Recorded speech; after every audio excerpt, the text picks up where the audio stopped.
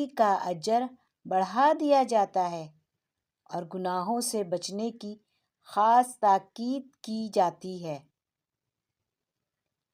ماہ رجب کو اللہ کا مہینہ بھی کہا جاتا ہے کیونکہ یہ ہمیں اللہ کے قریب آنے کا موقع دیتا ہے۔ یہ وہ مہینہ ہے جو ہمیں یاد دلاتا ہے کہ ابھی وقت ہے اپنی زندگی بدلنے کا۔ اسی مہینے میں وہ عظیم واقعہ پیش آیا جسے ہم معراج مصطفیٰ صلی اللہ علیہ وآلہ وسلم کہتے ہیں۔